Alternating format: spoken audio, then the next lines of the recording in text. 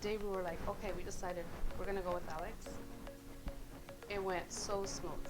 I'm really impressed with the way Alex kind of treated us and our situation, and just kind of like basically carried us through this whole process. So beat up with our old realtor because it was like everywhere we turned, there was a wall for us.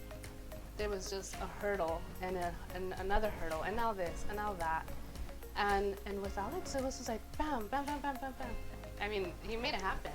And that was just like, after going through everything for almost 2 years, where it was like, no, not this, oh, no, not that. And then COVID happened, and then this, and then, you know, the story is kind of interesting. So we've been looking into purchasing a home for about a year and a half, I would say, but more aggressively for about a year.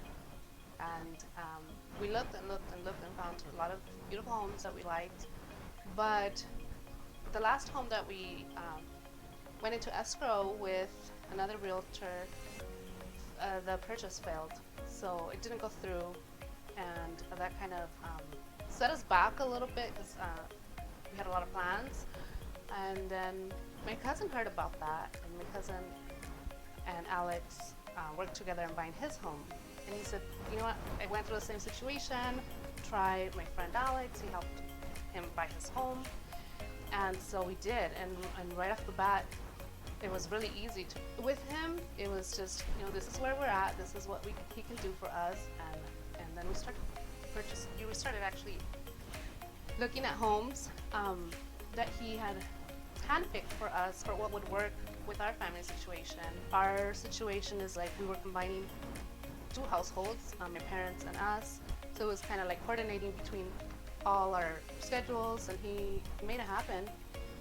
And within 6 weeks, we decided on a home. You want this house? All right, let's go for it. And then we're signing paperwork to get the house. Even when the notary came to our house to do the final paperwork, my dad got the call first.